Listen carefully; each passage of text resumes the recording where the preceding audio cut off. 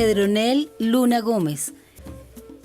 Los primeros que en Cartagena conocieron la labor de Pedronel en defensa de los derechos fundamentales fueron los pobladores de los barrios El Pozón, César Flores, Policarpa Salabarrieta, La Legua y Arroz Barato.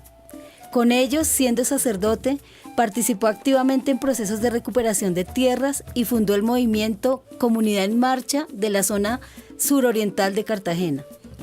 Eran tiempos de teología de la liberación y vientos de esperanza en el continente. A su retiro de la vida religiosa en 1979, se dedicó a trabajar en la defensa de los derechos humanos de la población afrocaribeña y campesina del norte de Bolívar y los Montes de María.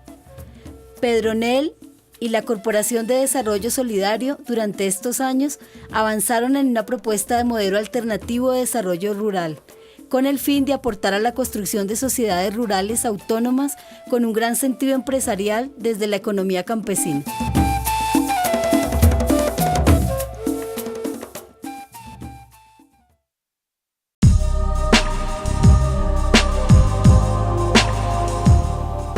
Hermana Olga Barreto. Nacida en Bucaramanga, Santander, hace 72 años. La hermana Olga ha dedicado su vida a construir, junto con las comunidades, caminos de reconciliación, paz y derechos restaurados. Durante 9 años trabajó en las comunidades campesinas de Puracé y Silvia en el Cauca. Desde hace 25 años recorre las calles y callejones del distrito de Agua Blanca de Cali, en donde visita humildes casas, impulsa encuentros, talleres, marchas, anima procesos de organización e iniciativas dirigidas a garantizar acceso pleno a los derechos para los pobladores procedentes en su mayoría de la costa pacífica. Múltiples y diversas son las iniciativas emprendidas por la hermana Olga y la Fundación Paz y Bien, entidad que dirige desde sus orígenes para garantizar atención a mujeres, niños y niñas, jóvenes, personas de la tercera edad, habitantes de barrios en los que la carencia de mínimas oportunidades laborales o de estudio es aprovechada, entre otras cosas, para impulsar pandillas vinculadas a la lucha territorial, así como a negocios ilegales.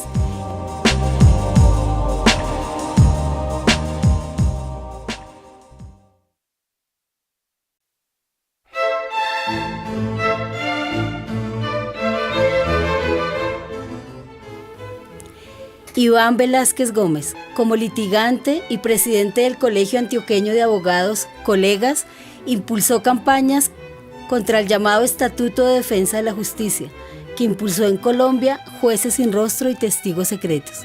Entre 1991 y 1994 ocupó el cargo de Procurador Departamental de Antioquia, correspondiéndole adelantar investigaciones relacionadas con torturas llevadas a cabo por organismos oficiales, ejecuciones extrajudiciales realizadas por la fuerza pública y abusos contra la población civil cometidos por las tropas oficiales en sus acciones antiguerrilleras.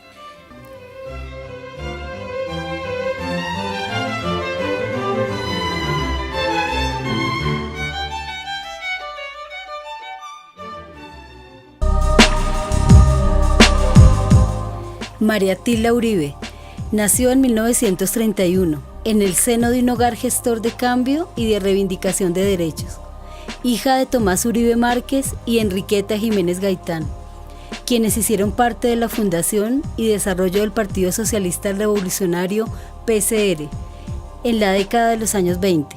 Así, su niñez estuvo influenciada por importantes personajes políticos de la historia del país como María Cano. En los años 40 fue una joven de ideas revolucionarias, amante de la libertad y las letras.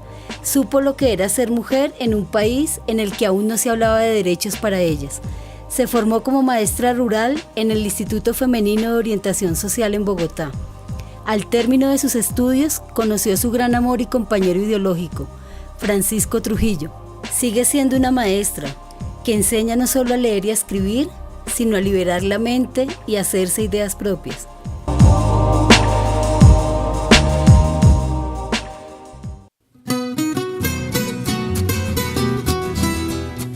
Flor Múnera nació en el seno de un hogar campesino, en el municipio de San Antonio, departamento del Tolima. Su profunda sensibilidad por las causas sociales y el bienestar humano la llevó a formarse como enfermera en la Universidad de Manizales, e iniciar posteriormente, en el año 80, una labor de voluntariado en la Fundación Comité de Solidaridad con los Presos Políticos, organización no gubernamental de derechos humanos que trabaja por la defensa legal de los presos políticos. Actualmente, más de 1.000 recluidos se benefician de su trabajo y otras 1.500 personas de los procesos organizativos en defensa del territorio en el departamento del Tolima. Desde la Fundación, lleva 33 años acompañando organizaciones sociales de base, campesinas, estudiantiles, de paz y de víctimas en el fortalecimiento de sus procesos, implementando acciones de prevención, alertas y comunicación ante las diferentes instancias del Estado para la exigencia de los derechos.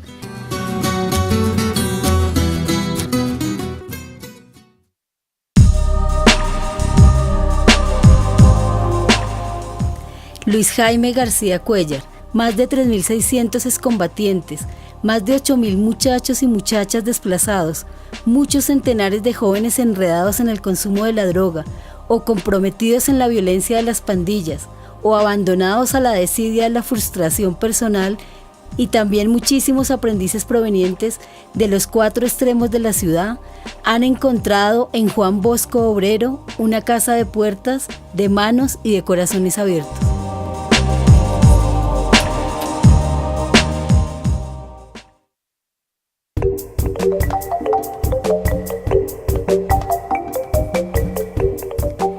Nicolasa Campaña. El trabajo de Nicolasa ha sido emblemático para la organización del pueblo negro por la defensa del territorio, participando en diversos espacios de incidencia política para la protección de los derechos de las comunidades afrodescendientes en un contexto de agudización de la crisis humanitaria por efecto de conflicto armado en la región. La presencia de megaproyectos, narcotráfico, ilegitimidad institucional y abandono del Estado. El más sobresaliente esfuerzo ha sido la construcción conjunta de un proyecto de ley con la participación de todas las comunidades negras del país, por departamentos para el reconocimiento étnico de sus pueblos, los derechos sobre sus territorios colectivos y la necesidad de proteger y conservar la diversidad cultural y natural de los mismos, que logró ser incluido en el artículo transitorio número 55 de la Carta Política del 91, y que más adelante se legitimaría en la Ley 70 de 1993 o Ley de las Comunidades Negras. Nicolasa también ha sido promotora de la creación de plataformas de organizaciones de la sociedad civil que construyen propuestas alternativas de paz. Ni las amenazas contra su vida e integridad personal, ni la estigmatización o la grave enfermedad que la mantiene en tratamiento intensivo han logrado hacerla desistir de su lucha por la reivindicación de su pueblo ancestralmente excluido. Por el contrario, Nicolasa se mantiene resistente ante las embestidas de su enfermedad y las adversidades del contexto político y social del Chocó.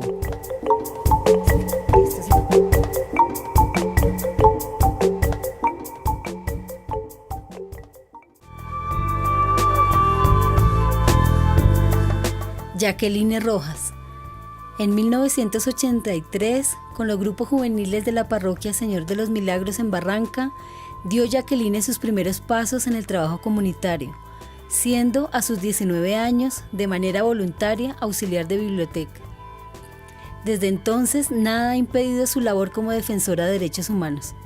Ni los asesinatos de su padre, su hermano y su primer compañero sentimental, ni las constantes amenazas y acciones criminales en su contra y la de su familia, han logrado que ella abandone el camino iniciado en años de amenazantes rumores sobre incursión paramilitar a Barranca y de aumento en la cantidad de familias que llegaban forzadamente desplazadas, buscando refugio en los barrios más pobres del puerto petrolero, huyendo del terror impuesto en territorios a los que el oro, petróleo, agua, fértiles planicies, rica biodiversidad convierten en codiciado botín, cuya explotación se pretende garantizar expulsando campesinos a sangre y fuego.